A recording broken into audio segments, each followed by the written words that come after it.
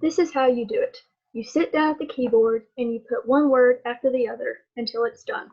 It's that easy and it's that hard. This is a quote by author Neil Gaiman about, you guessed it, writing.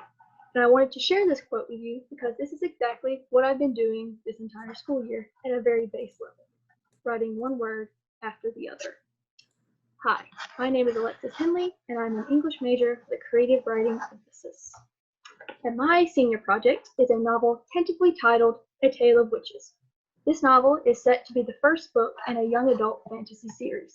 It is a story of magic and chaos. And it's hard to imagine, but it's been almost 5 months since I presented to you all in Hum for 61 back in December.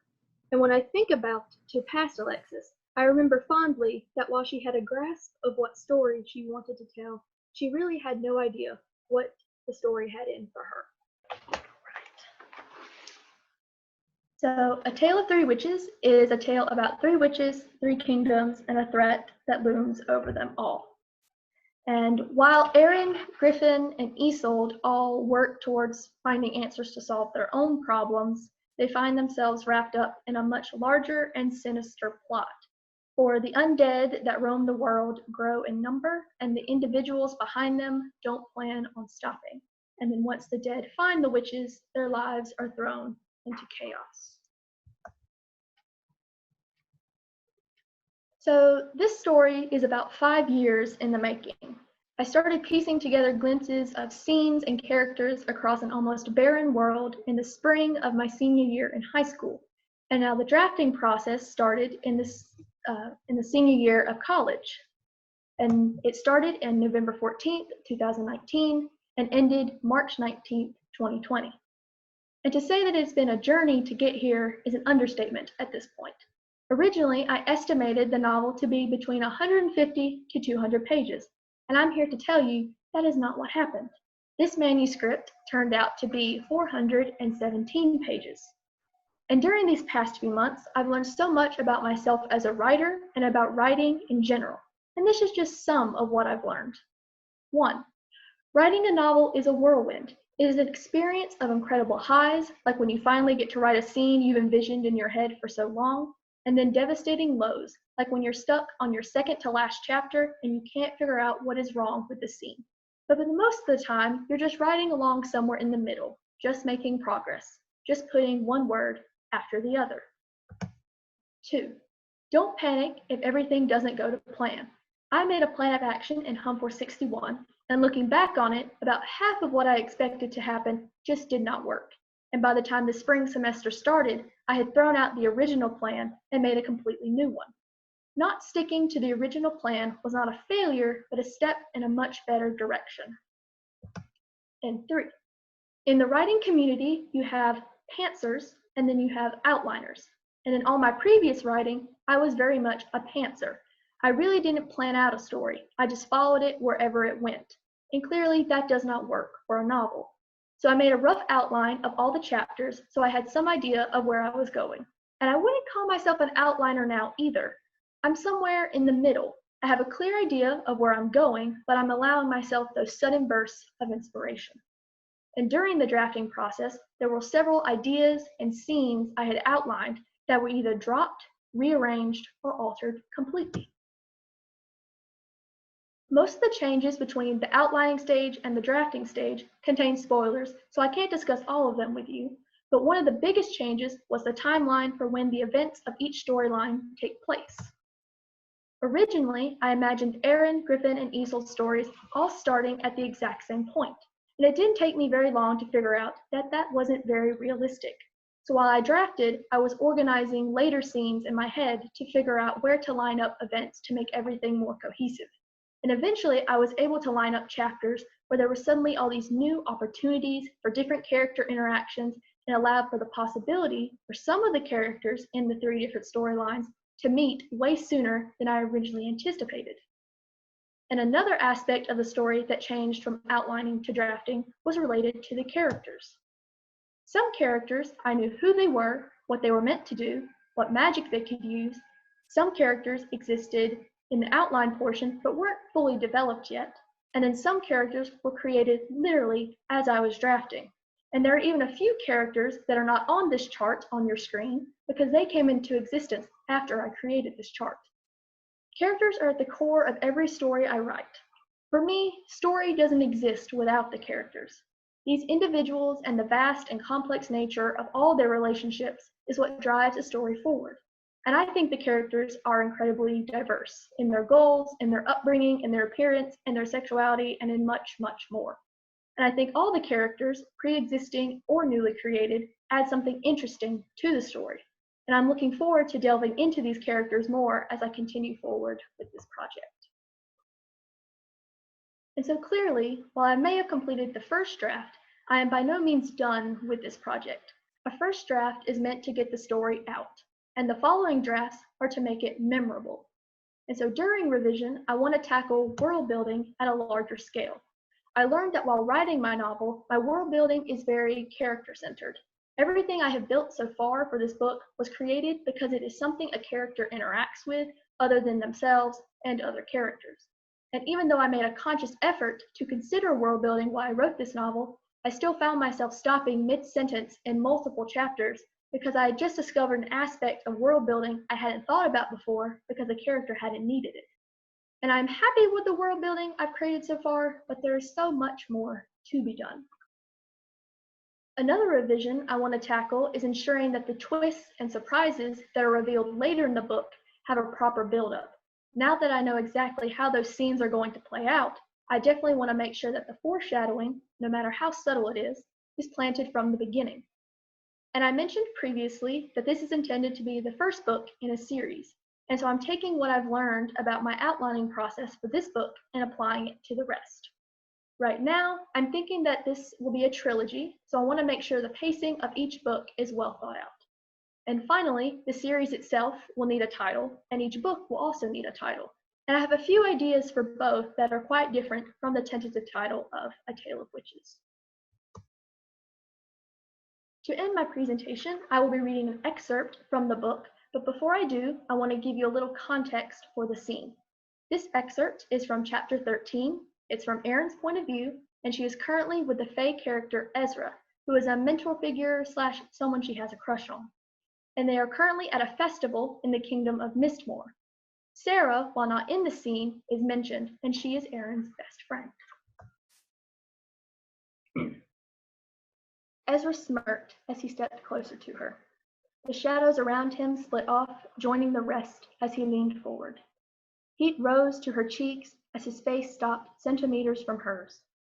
For a moment, she expected him to kiss her, but when he didn't, she couldn't help but freeze under his gaze. "Close your eyes," Ezra murmured. Erin blinked. "What?" she stammered out. Her mind reeled. "Why?"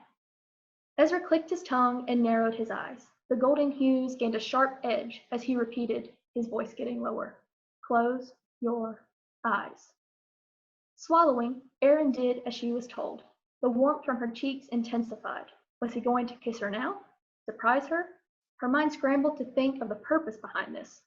Without her vision, she tried to listen to Ezra. He didn't move from his spot in front of her, or at least she couldn't hear him do so with the noise from the square below. Then Ezra's voice cut through and Erin's whole body tensed as his breath lingered on her face. "Block out all noise from the festival and listen to my voice." He paused for a moment as Erin tried to ignore all sounds from below. In the midst of all that racket, listen for something else, a quietness amongst all else. Erin frowned. What does that even mean? What is he doing? She strained her ears, hoping to find some sort of answer to her questions. I feel ridiculous. She opened her mouth to speak, but Ezra shushed her. Focus. Listen for it. I told you a witch's magic isn't as strong, but that doesn't mean it's non-existent. Magic? But I don't have any magic. The meaning of Ezra's words hit Erin, and her whole chest tightened. She exhaled a shaky breath. Her witchery. He meant her witchery. Did he know something? See something? He must have to make her do this. The beat of her heart pounded in her chest. It couldn't actually be true. Here, out of all places, and now out of all times, her mind told her not to hope. But then she heard it, the quiet, though it wasn't the quiet she expected, more like a hush, the faint sound of wind, and it even felt like a whisper. The quiet was there. all around her, circling her, familiar in a way like it had always been there, but only now decided to make itself known. The tightness in her chest grew almost painful, and Erin squeezed her eyes shut as tight as she could. Tears threatened to form, but Erin fought against it. Not now, not now. I have to continue. Please don't let me lose it. You hear it. It wasn't a question, but Erin nodded anyway. The quiet circled her. Then pull it to you. Slowly, Erin raised her hands and held them out to her sides. They trembled as she flipped her hands over and held them out, palms facing up, a sign for whatever the quiet was to take her hand. She fought against the urge to open her eyes as the quiet hush-like sound grew closer. It moved slowly. Then something cool brushed against her fingertips. Come on, please come here. As if it had read her mind, the hush that circled her lunged and enveloped her like a cloak, something akin to a comfort she had never felt before. A laugh escaped her as she brought her hands into her chest. She opened her eyes, and instead of Ezra's face in front of her, she could only make out his golden eyes and the bare outline of his face behind all the shadow. Erin's gaze fell to her hands. Shadows weaved between her fingers just like before, and it responded to the lightest of touches. Gods. Erin's whole body trembled, and more laughter filled the night. Gods, this is it.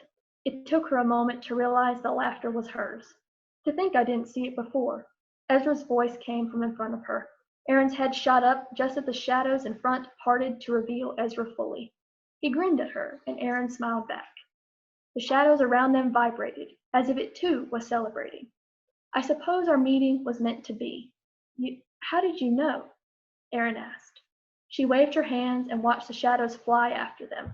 She had done it. She had actually done it. God, Sarah would be so. Erin's body froze. Sarah, she doesn't know. The shadows swirled around her. I have to go find Sarah. I have to tell her. She turned to Ezra, who jerked back. I have to go. I'll be right back. Thank you all so much for listening, even with the little technology mishap. And do you have any questions for me? Thank you for all the clapping. When's this expected to try and come out? Because I want to know what happens next. Well, there's still a lot, as I said, that I need to do, but I'm hoping to work on tackling the publishing world in some way. I know it's a very large and confusing beast, and so once revisions start, I will work towards finding agents and finding publishers and all that jazz. But if you would like to read the manuscript I have now, I am more happy than to share it with whoever wants to. That'd be nice. I have a question. Yes. Do you have any of the names that you're thinking about for the series, the book now? Can you share any of those with us? Yes. So these are all tentative, but I wanted something very obviously high fantasy. And so for the series itself, right now, the title I'm kind of liking is Reign of Iron and Shadow. Rain like as in ruling, not like rain like falling down. Yeah. And the reason why I like the Reign of Iron and Shadow is because then you can replace Iron and Shadow with something else. Like so, say with different witcheries, there's a lot of different witcheries, and it's all around elements typically. And so one could be something of wind and fire or something like that, playing into all the main characters and their abilities. So that's something right now that I'm thinking about. Cool.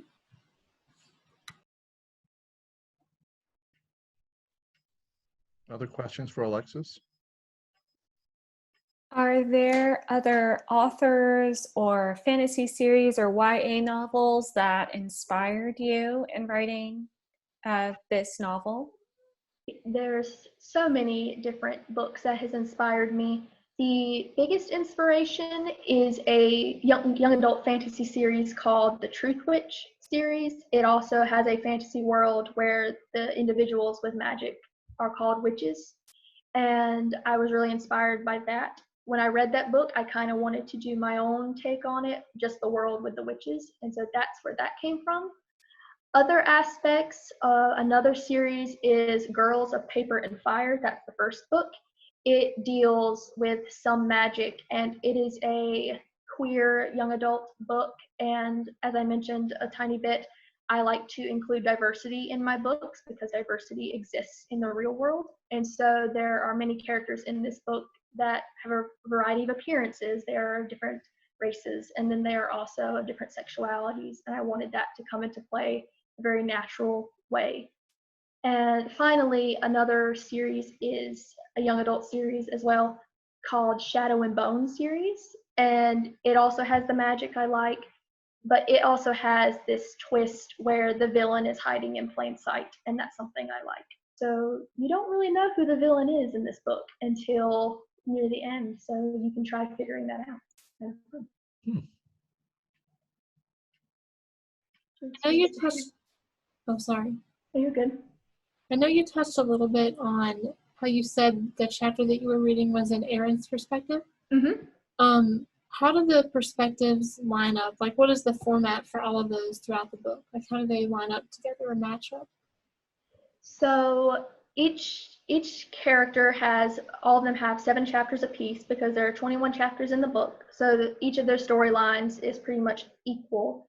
And then also with the timeline, basically the entirety of Griffin's story happens before Aaron's story begins, but a lot of what happens in each character's story start to give you a lot larger picture of the actual like chaos that is going to occur and that has occurred in the whole story. And so while they don't necessarily meet in this book, there's a lot of potential for them to meet with the varying timeline. Does that kind of answer your question? Or okay. I think Vance raised his hand. He had a question. Yes, I'm curious if, do you suppose the next 2 installments in the trilogy will take as long? That's a good question. I think as I continue to go and I continue to raise the stakes, because there's a lot of tragedy and darkness that happens in this book, but it only continues to grow. I think it might take a little longer for each book, mainly because this book I was creating from scratch. But then the second and the third, I will have to think back and be like, is this in the character? Where's the growth of each character going? And I think writing the finale, as in like the big climax of the entire story, will take a very long time, just because in my mind right now, it's a lot of different pieces that all come together at the end. Being as vague as possible, I know, but yeah. Sure.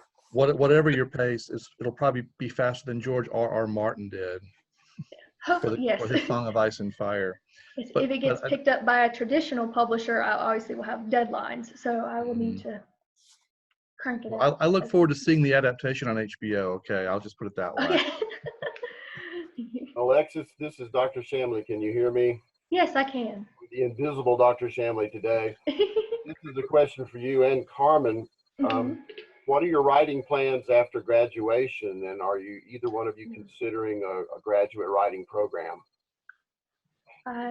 Carmen, do you want to go first, or do you want me to go first? It doesn't matter to me. I guess I'll go first. I don't know.